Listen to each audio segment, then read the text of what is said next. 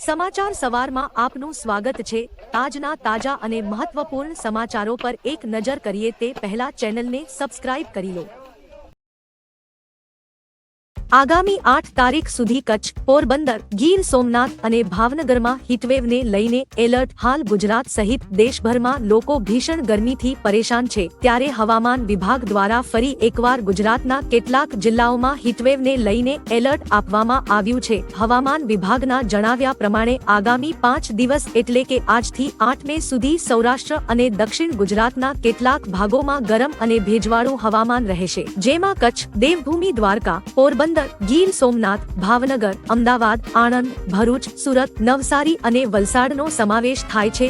જ્યારે અન્ય જિલ્લાઓમાં હવામાન સામાન્ય રહેશે, તો હવામાન વિભાગ દ્વારા રાજ્યના 4 જિલ્લાઓમાં હીટવેવને લઈને એલર્ટ આપ્યું છે। આગામી 3 એટલે કે 6 થી 8 મે સુધી કચ્છ, પોરબંદર, ગીર સોમનાથ અને ભાવનગરમાં હીટવેવને લઈને એલર્ટ રહેશે। શેરડીના રસમાં ઝેર નાખીને પરિવારને પીવડાવતા 2 ના મોત, 2 ગંભીર હાલતમાં હોસ્પિટલમાં દાખલ। વડોદરા શહેરના તરસાલી વિસ્તારમાં એક પરિવારને શેરડીના રસમાં ઝેર નાખીને પીવડાવી દેતા પિતા અને પત્નીનું મોત નિપજતા પતિએ બંને મૃતદેહોની પોલીસ જાણ બહાર અંતિમ સંસ્કાર કરી નાખ્યા હોવાની ચોંકાવનારી ઘટના સામે આવી છે। શેરડીમાં ઝેર પીવડાવનારની પોલીસે ધરપકડ કરતા તેણે પણ ઝેર પી લીધું હતું। તે યુવક હોસ્પિટલમાં દાખલ છે। એટલું જ નહીં, તેનો દીકરો પણ અત્યારે હોસ્પિટલમાં દાખલ છે। સાબરકાંઠામાં કોંગ્રેસને ફટકો। સાબરકાંઠાના ભાજપના ઉમેદવાર શોભનાબેન બારૈયાના સમર્થનમાં હિંમતનગર ખાતે સહકાર ખેડૂત સંમેલનનું આયોજન કરાયું હતું। મુખ્યમંત્રી ભૂપેન્દ્ર પટેલની ઉપસ્થિતિમાં કોંગ્રેસના 50 થી વધુ આગેવાનો અને કાર્યકરો પંજાનો સાથ છોડી ભાજપમાં જોડાયા હતા। માર્કેટયાર્ડ ખાતે યોજાયેલા સંમેલનમાં મોટી સંખ્યામાં ખેડૂતો અને સહકારી આગેવાનો ઉપસ્થિત રહ્યા હતા। મતદાનની ગણતરીના દિવસો પહેલા જિલ્લામાં કોંગ્રેસને ફટકો પડ્યો છે। ભાવનગરમાં વજુભાઈ વાળાનું પરસોત્તમ રૂપાલાના વિરોધ અંગે નિવેદન। કહ્યું, ક્ષત્રિયો આજે નહીં તો કાલે સમજીને સદભાવ રાખશે। ભાવનગરના કારદેજ ગામે આહિર અને સિદ્સર રોડ પર કાડિયા સમાજનું સંમેલન યોજાયું હતું। આ સંમેલનમાં વજુભાઈ વાળાએ કહ્યું કે પરસોત્તમ રૂપાલાએ ક્ષત્રિય સમાજની માફી માંગવાની હતી, એ માંગી લીધી છે, એટલે ચેપ્ટર હવે પૂરું થઈ ગયું છે। ક્ષત્રિયોનો વિરોધ હજુ હશે, પણ આજ નહીં તો કાલે સમજીને તેઓ સદભાવ રાખશે। અમારો કોઈ વિરોધ છે નહીં। નરેન્દ્રભાઈ ધર્મ અને સંસ્કૃતિનું રક્ષણ કરી રહ્યા છે, ત્યારે વડાપ્રધાનને સપોર્ટ આપવા અહીં ભેગા થયા છીએ।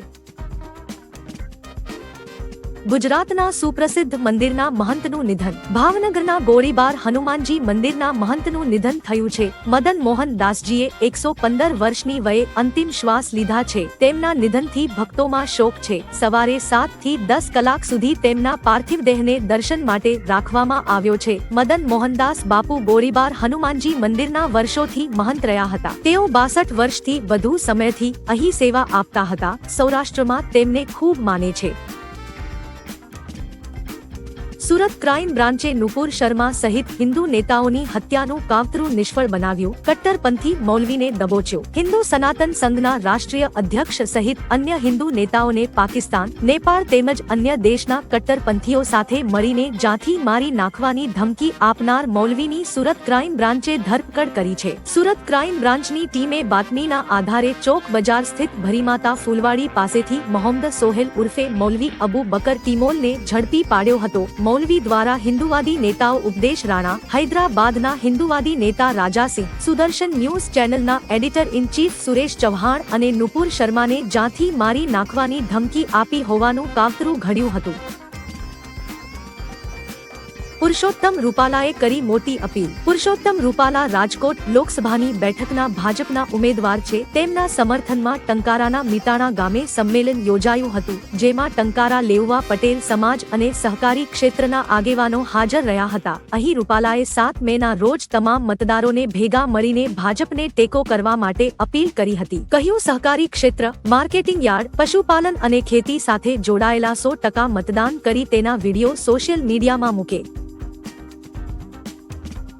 વોટિંગ પહેલા ભાજપને ફટકો।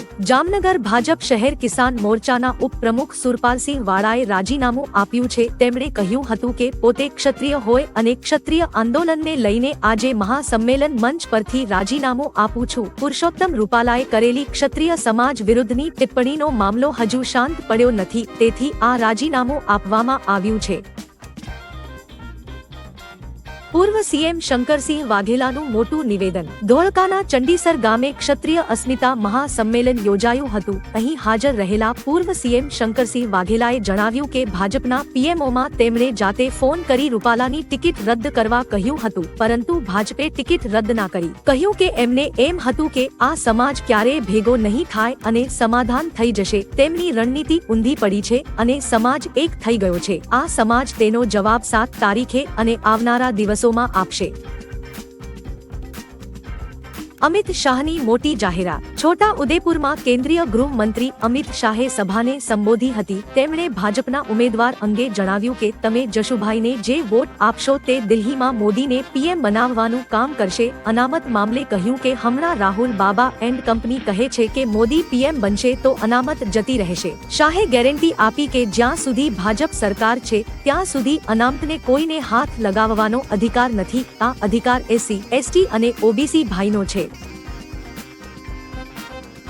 ભાજપના સમર્થનમાં સંમેલન યોજાયું। ભાવનગરમાં ભાજપના સમર્થનમાં ક્ષત્રિય રાજપૂત સમાજનું સંમેલન યોજાયું હતું। તેથી ક્ષત્રિયોનો સીઆર પાટીલે આભાર માન્યો હતો। સંમેલનમાં ગુજરાત પ્રદેશ અધ્યક્ષ સીઆર પાટીલ, પૂર્વ નાણાં મંત્રી વજુભાઈ વાળા, ઉમેદવાર નીમુબેન બામણિયા, સાંસદ ભારતીબેન શિયાળ અને ધારાસભ્યો હાજર રહ્યા હતા। પાટીલે કહ્યું કે ક્ષત્રિય રાજપૂત સમાજ કટ્ટરતાથી ભાજપ સાથે રહ્યો છે, જે માટે હું સમાજનો આભાર માનું છું।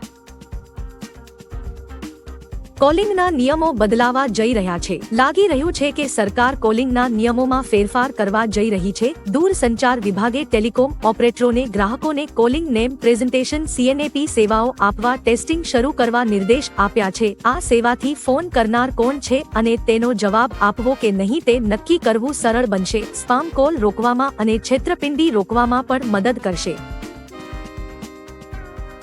ઈરાને 16 ભારતીય બંધકને મુક્ત કર્યા। ભારત સરકારે એક મોટી રાજદ્વારી સફળતા હાંસલ કરી છે। ઈરાને ઇઝરાયેલના કાર્ગો જહાજમાંથી બંધક બનાવાયેલા તમામ 16 ભારતીયોને મુક્ત કર્યા છે। વિદેશ મંત્રી એસ જયશંકરે આ અંગે ઈરાનના વિદેશ મંત્રી સાથે વાત કરી હતી। તમામ ભારતીયો પહેલા જહાજ દ્વારા બંદર પર પહોંચશે, પછી ત્યાંથી તહેરાન આવશે। તેના પ્રવાસ દસ્તાવેજો જારી કરવામાં આવશે।